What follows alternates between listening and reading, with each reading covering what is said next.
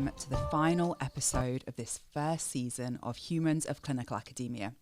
I'm Judith Johnson, and throughout this series we've explored the journeys of some remarkable clinical academics, hearing about what drew them to healthcare, their paths into research, and how they've navigated the challenges that they faced along the way. For our final episode, we're doing something a little bit different. We've distilled the wisdom from all of these conversations that we've been having into 7 secrets that seem to underpin successful clinical academic careers. And I'm Steve Rogers, and I'm delighted to join Jude on this final episode to wrap up the series. I think we've both experienced some of the things that you've heard in the other podcasts, I think we both agree it's been a roller coaster in clinical academia. We've seen from John Baker's candid talk about imposter syndrome to Frank Bowling's work in humanitarian medicine. And all of these conversations have revealed some fascinating insights and patterns to success. Today, though, we're going to unpack these 7 secrets together and draw on experiences and stories that we've heard. Fantastic. Thank you, Steve. So our first secret that's come out of doing these interviews is that if you want to be a successful clinical academic, you need to feel the fear and do it anyway.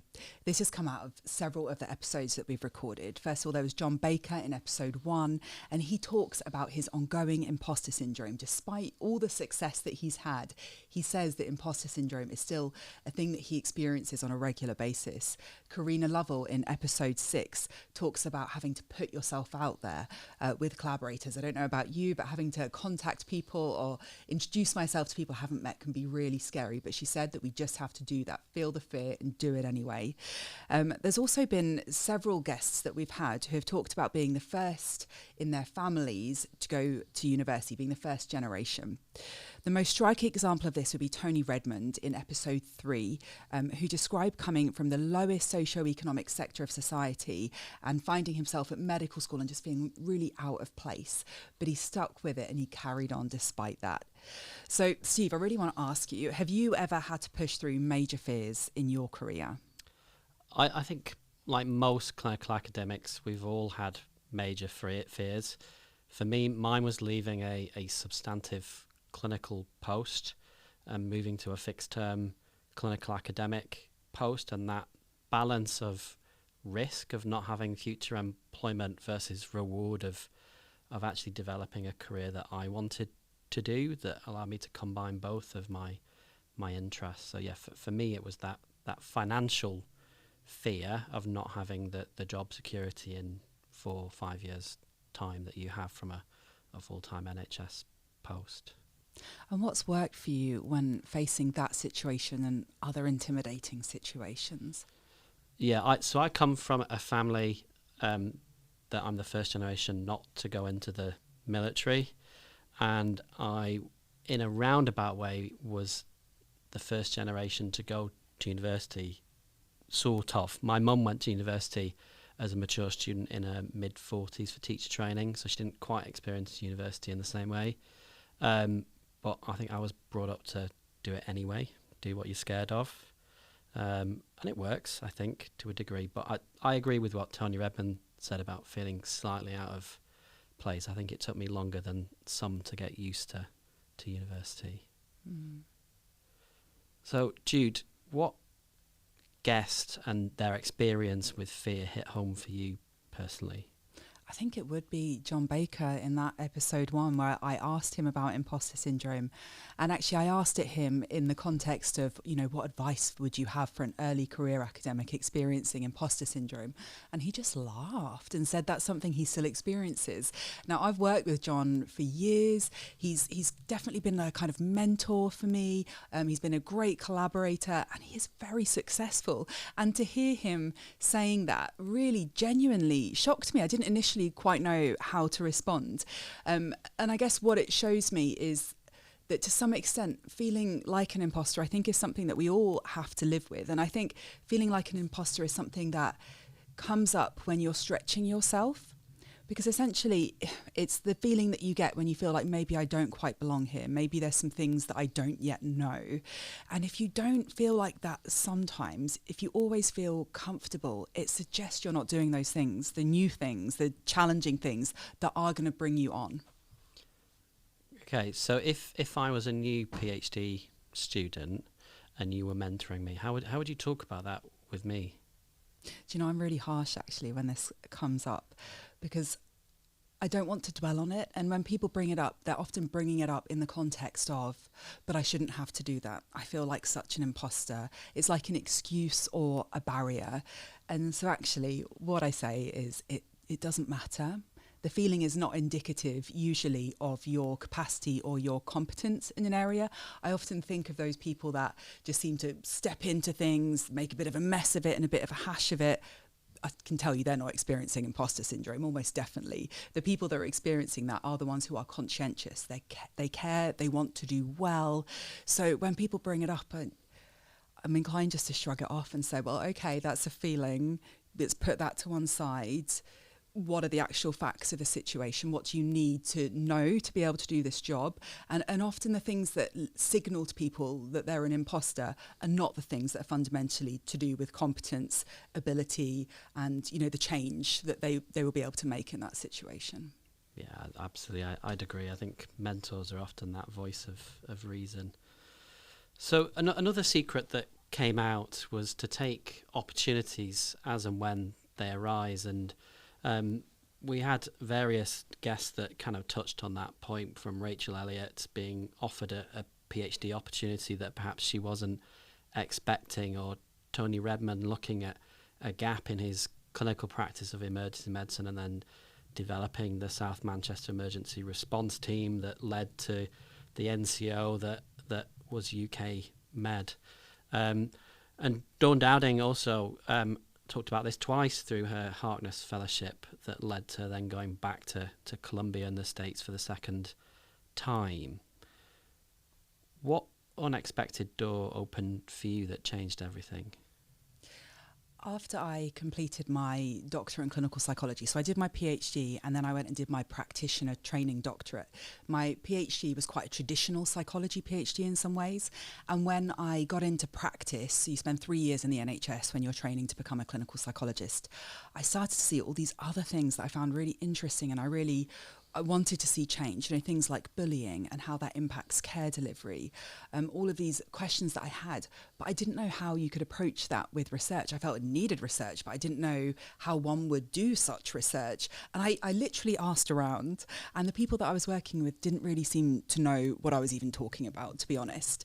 But when I was looking for jobs after I finished the declin, these 2 lecturer posts came up in the School of Psychology at the University of Leeds. One was a straight up psychology lecturer and the other one was a psychology lecturer who did patient safety. I applied for the job, the traditional psychology job, because I didn't actually know what patient safety was. I didn't know. I'm embarrassed to admit that, but I didn't. And then I think they didn't have as many applicants for that second role, and I think they had quite a few for the first. So I got a phone call and I was thinking, what on earth is this? And it asked me if I would be willing to be considered instead for the second role. I was about to be out of a job, so I said yes, and quickly Googled what patient safety was. And actually that was just the greatest turnaround for me, because I realised that patient safety was all about care delivery. It was all about asking those questions. How can we improve services? What are the factors in services that lead things to be unsafe? What are the changes that we can make to make things safe, to make care better delivered? And through that work that I was able to do, I was absolutely able to first of all learn about that area and to answer those questions that I had been asking before, which were, you know, how can we make services better? How can we I guess the question, does bullying lead to less safe patient care? And I could do all of that work in that job. And I was there for 11 years in the end, which was an amazing kind of turning point for me, I guess, a very long, slow one. But that was the door, and it was complete chance. So Jude, what would you tell an early career researcher about spotting those right opportunities? Sign up for everything, isn't it? You've got to be on all the alerts for everything that you can think of. Obviously, Jobs AC UK is a great example, but any other ones that you're aware of. Also talking to people. Often opportunities won't be particularly well advertised. Dawn Dowding talks about that in episode 2, that it was through her links that she created in her Harkness Fellowship in California that someone in the US knew of a vacancy at Columbia in New York and contacted her directly about it. So networking, speaking to other people, letting people know when you're open for change, and of course, following us, Catalys, Manchester Catalys, on all social media. We advertise so many opportunities, and signing up to our mailing list as well if you belong to one of our organisations. And in that way, you won't miss an opportunity. Okay, so let's move on to secret number 3, which is having a distraction. This came up through a couple of different episodes where our guest said that having a distraction was really important for them to maintain like emotional balance and mental stability. So in episode 1, John Baker talked about his interest in karate. He got to a black belt in karate, incredible. He also talks about scuba diving and how he enjoys scuba diving. The gear looked pretty frightening to me, I have to be honest, but he says for him that's a fantastic distraction. In episode 7, Rachel Elliott also talked about the same thing, but for her it was her commitment to horse riding. She was really keen on horse riding, but she had a terrible incident where she even broke her back and was told never to horse ride again. But she ignored them and she still rides her horse to this day. So what about you, Steve? What's your escape when work gets overwhelming? I love that Rachel just ignores them and gets on with it. I think that's great. For me, I like sailing. I like going big boat sailing for 2 reasons. One, when you're often out at sea, you've got no mobile phone signal, so people can't contact you. So that's great. You can disconnect from the world. But it also gives you a set of skills. If you sail enough, something's going to go wrong. I've had boat fires, I've had medical emergencies, and you learn to deal with those in a calm and rational way. And I think they're really useful skills to bring back to a clinical academic post, because things are absolutely going to go wrong, and it certainly helps prepare you to how to deal with those. Do you, though, think having distractions makes you more productive or happier? Those two things go hand in hand. I mean, that's a great question. Is it actually useful, or is it just something that keeps us cheerful? But the reality is, I have seen academics and clinical academics burn out, either do something, ended up taking their career in a direction that ended up being quite tragic, actually. I can think of examples of that. Or just deciding that it's all too much and walking away. And in those situations, I think it's often been a real shame for our disciplines, for our healthcare, that effectively that person has been lost. And in general, what we know, my research shows a lot of this too, is that when people are happier, they are more productive. These two things go hand in hand. Obviously, there's a balance, right? If you start taking out so much time for your hobby that you're not actually getting the work done, then that is counterproductive. But a lot of the time, people seem to go in the other direction. And I think having that conscious balance, making time for it, just recognizing that your own personal equilibrium is important, is a real key to success. So this leads us on, I think, quite nicely to secret number 4, which I think has come up a few times, about being prepared to be flexible and to shift your focus from perhaps what you're researching to something else. And Dor Dowding covered this very succinctly about her shift to evolve from decision-making studies to perhaps digital health to now digital clinical decision-making research. And that was backed up a bit by Karina Lovell, who talked about walking in to the wrong interview for her nursing degree and finding actually that perhaps what she thought she was going down isn't where she's meant to be. So Jude, how has your research changed from what you originally planned to do? I mean, I think I've covered this a little bit already, but for me, I don't know if I originally planned, but I certainly was originally doing much more traditional psychology research. I was researching into psychological resilience. I was researching into mental health disorders. And through doing my declin, I decided I wanted to do more applied stuff about health services, about the way that care is delivered. I felt that as a clinical psychologist, there was almost like a larger room for me to have impact there than in the research that I had been doing before. And I think to an extent, I always planned to make that change. Like, I stepped into my PhD because it was an opportunity that came up, and I really enjoyed that. I look on that now as some of the happiest days of my life. In many ways, there was so much freedom and so much time to think and reflect. But I did know that I wanted to change what I was researching after that was finished. I can be a bit blasé about things, and I did think that that was going to be easy, and it wasn't. That change was actually really hard. So what happened when I started that job at Leeds was there was a few years where I just got very little actual research done. It was like I was so trying to get my head around everything, a new organisation, a new topic. And I knew that I was now researching health services and patient safety and burnout, but my CV really didn't look like that at all for some time. And I'd say that was a real challenge, actually. And I can see that would be a real disincentive for someone who was looking to make a shift. Interesting. So I guess a similarly related question is what's been the hardest part about changing direction mid-career? Yeah, I would say it's that. And it's also the constant learning curve.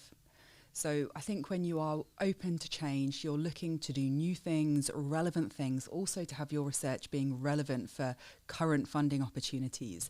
It means that you are constantly having to keep up. You're constantly having to accept that you need to learn something new, that there may be someone else in the conversation, in the meeting, who knows more than you. And as an academic, inherently, you're expected to be an expert, right? That's why you're there. So to always be willing to be an expert who might not actually be the most expert person around the table on this particular question, I think is a challenging thing. And it requires like a level of humility. So, you know, having the confidence to be like, oh yes, I'm the academic expert, alongside that recognition, but not always the best expert, is something I think you have to balance if you want to kind of be willing to make those changes and shifts. So how about you, Steve? So do you think that some disciplines make it easier to shift gears, to have a bit of a mid-career change than others? Yeah, that's an interesting question. I think my personal viewpoint is yes, and I think we see this at some of the national funding panels where certain disciplines, let's take physiotherapy as an example, have a far greater success rate at funding applications than perhaps other disciplines such as nursing. I think that's only a small part of that problem, but it is absolutely part of that problem. But I think what makes it much harder rather than a discipline is perhaps methodology. If you're working in a field such as surgery that is very quantitative and you want to move to an area of research which is perhaps something like patient-reported outcome measures and it's much more qualitative, that I think is much harder to make that shift because there's a fundamental skill set that you don't have. And for me, that's where fellowships are really powerful, because not only does it buy you the time away from research, and I think some of our guests have touched upon that, but it also offers that training that you need to make that shift successful, as well as the need to surround yourself by experts that are more experienced than you, that will be able to take those brick walls down and guide you down the path to success. Okay, so time for our fifth secret, which is don't give up. This came up in various ways through, I'd say, almost all of our episodes. So in our third episode with Tony Redmond, he gave an example which wasn't related to research, but was really powerful and evidence of his willingness to, I suppose, persevere when things look hopeless. And he talks about when he was on the Iran-Iraq border and he was presented with some infants who he was convinced, due to their presentation, weren't going to survive, but he treated them anyway. And he says it was almost a miracle, but they all survived. Then there was Frank Bowling in episode 3, and he talked about his experiences with neurodiversity and how sometimes that means it takes things a lot longer to I guess, be worked through by him. But he talks about how there is no real barriers and he's managed to overcome anything that's kind of come in his way despite that. Episode 8 with Nikki Cullum, she talks about redirecting her career trajectory after she didn't get into vet school and how she now sees that that was the best thing and the right thing for her. And Catherine Berry in episode 5 talked about pushing through early struggles with getting some of her papers accepted because they didn't really fit with mainstream views and interests at the time. So, Steve, what's the rejection? Because all of us have rejections. It's like it's what academia is almost for, right? But what's the rejection that has taught you the most? It's quite cathartic, this podcast. And certainly some of those summaries from Nikki and Catherine definitely ring true for my career. But I think my rejection that taught me the most was when I applied for a fellowship to the British Heart Foundation and it was rejected. Okay, take the feedback on board, address it, reapply. And I remember getting this letter that was 3 sentences long that was along the lines of, thank you very much, please don't ever come back.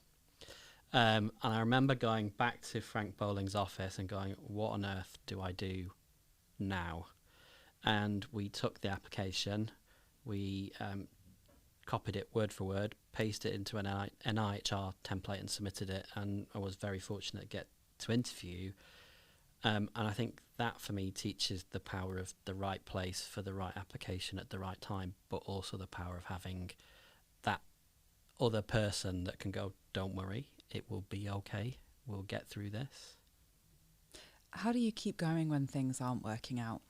Yeah, mentor. So you've actually interviewed one of my mentors, Rachel Elliott, and in my NIHR fellowship, there was something that wasn't going right with recruitment due to COVID-19, and I was panicking, for want of a better word, and Rachel sat me down and she gave me a blank piece of paper, and she said, I want you to write down all the things on the left that you've done in the last 18 months. And on the right, I want you to write down all the things that you haven't been able to do. And that was really useful at giving me perspective. That independent person of sitting me down and going, hold on a minute, it's not as bad as you think. You've forgotten. And I think you'll know about this much more than I do, about how you psychologically dismiss all of these small wins, but all of these small wins just build up to a massive success. And I think that the other thing that allowed me to get through was having an outside life away from work, something where I didn't have to think about work and having that escape. And I think that balance is really important.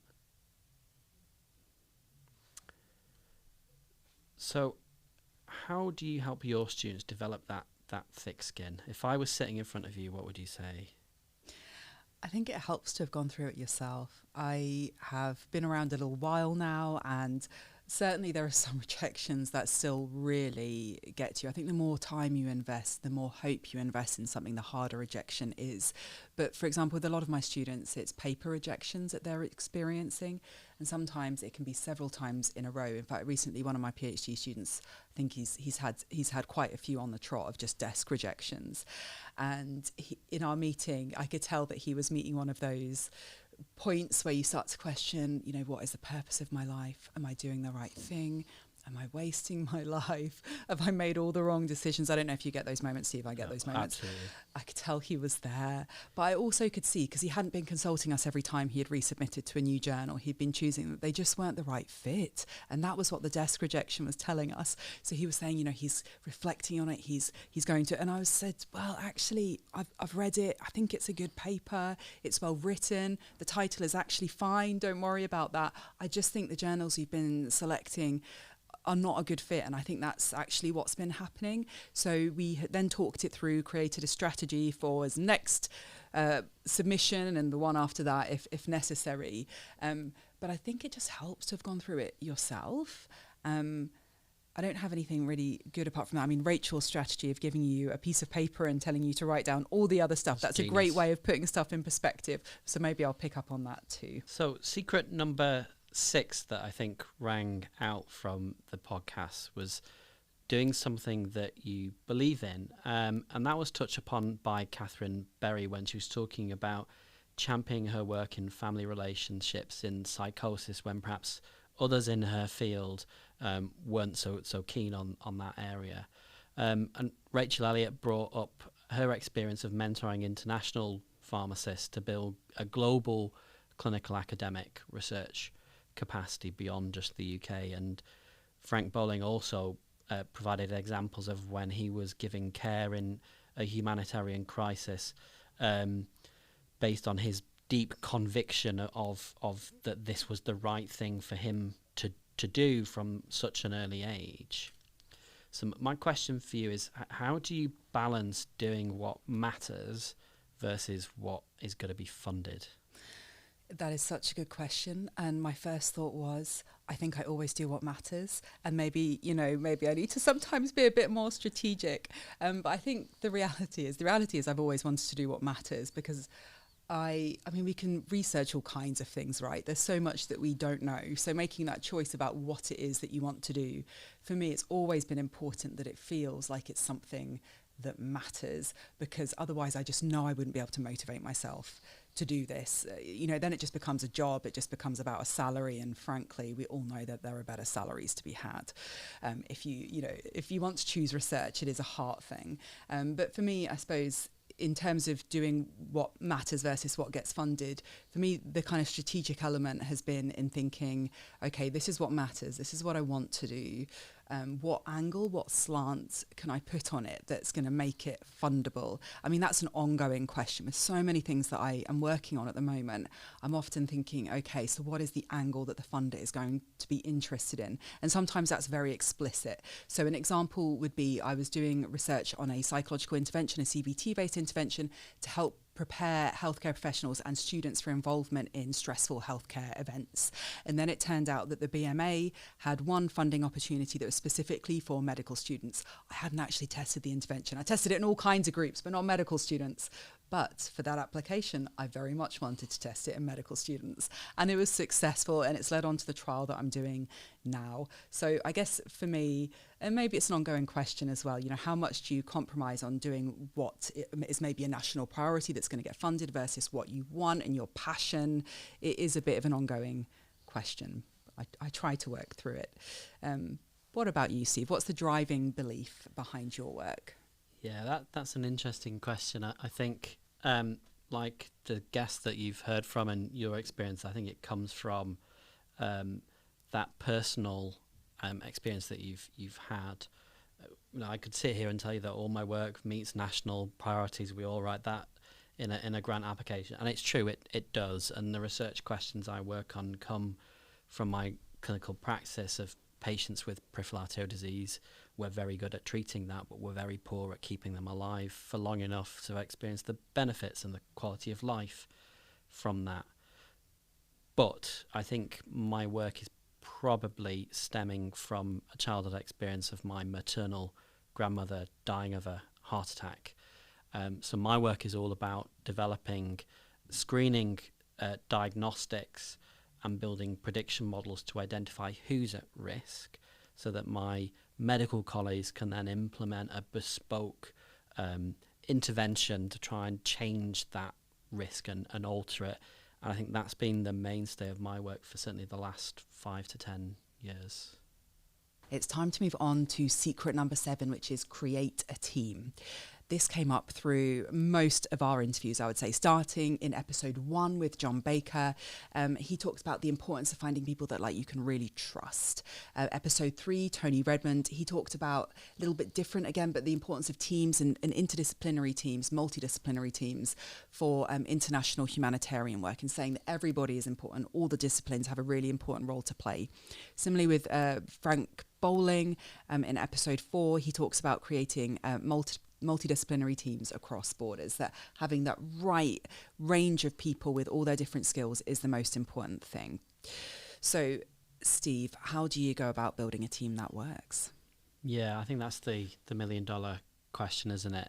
Anybody that's building a team, I think we've all had experiences where it's not always worked out. But I think our guest there, and in your summary, you've teased out some really important elements around trust and multidisciplinary teams. And I think for me, and in my approach to team building, it's around that common goal and having the buy-in. I think if everybody works towards the same vision and they believe in that vision, then principally they'll work well together as a team. But I think as a leader who's there trying to create that team, I think you have a role in finding people that are smarter than you, so they can tell you how this is gonna work and what they want to be doing to achieve this strategic vision. So for me, I think it's that common goal and getting the team really to tell you the best direction. How have your approaches to teamwork changed over the years? Yeah, I think everybody's approach changes to teamwork. I think there also isn't a one-size-fits-all approach to a team. I think you will have natural leaders within a team and you will have natural followers, but I think my main change is to allow that flexibility within that dynamic and allow that to happen. Because I think when people are given that freedom, they're perhaps slightly happier in that team and more likely to be successful. So, Jude, tell me about your best collaborative relationship. What made that click? What did you take away from that?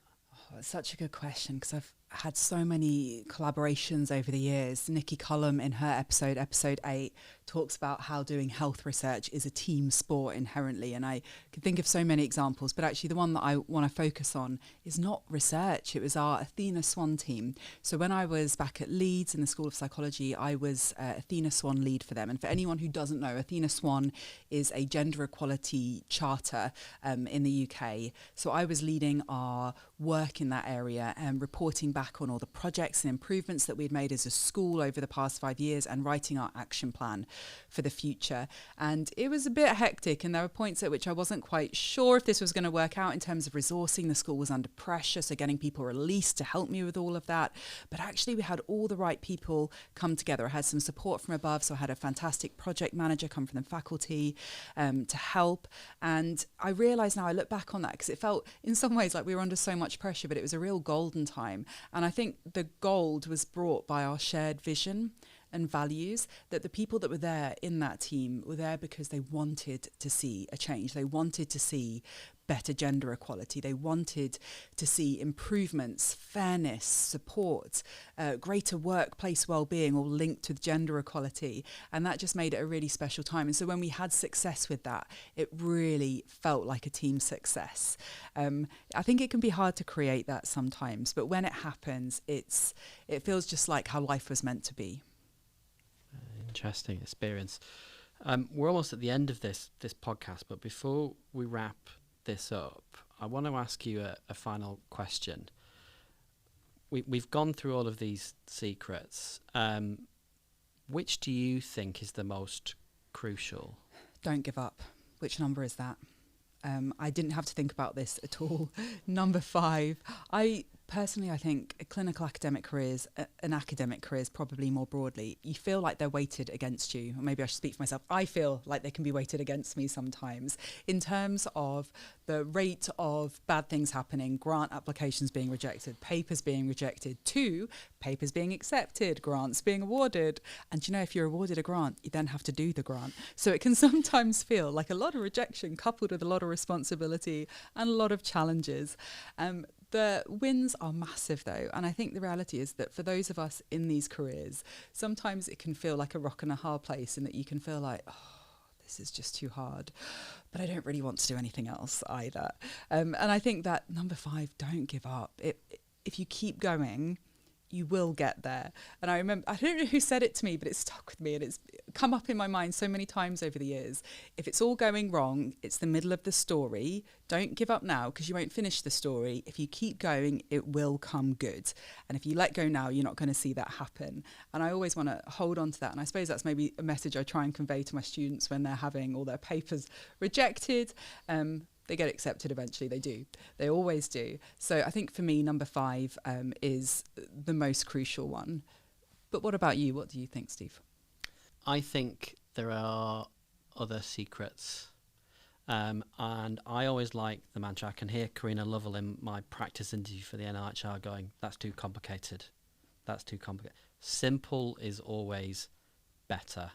And I think I'm probably guilty sometimes of getting lost in my own discipline and having that external person go, can we make that a bit more easy to read? And I think John Baker touched upon this in his podcast around the lay summaries are often the only thing that a funding panel will read out of the 200 and odd that have been submitted. And I think that's where that power of simple is better comes true. What one piece of advice would you give to somebody just starting out? Yeah, that's a really good question. I think there are a few speakers that touched upon this. I think Dawn Dowding spoke about a room in a building that she went to as a PhD student, surrounded by all the other PhD students, and John Baker touched upon what he termed, I think, was coffee pot conversations. I think that's something we try and do in our our team of just find some time, because that's where the ideas come from, as well as having a good whinge about, oh, this, I've done this and it's not quite worked, what would you do differently? For me, there's a lot of benefit from those conversations. Well, I think that brings us to the end of our discussion today.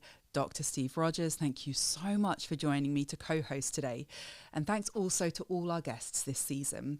To our listeners, thank you so much for choosing to spend some time to listen to Humans of Clinical Academia. Humans of Clinical Academia is a Manchester Catalys podcast. Manchester Catalys is a partnership between the University of Manchester and Manchester University NHS Foundation Trust, and we are grateful for their support, which has made this recording possible. I'd also like to thank all my Manchester Catalys colleagues, and especially Umang Sinha for production and editing.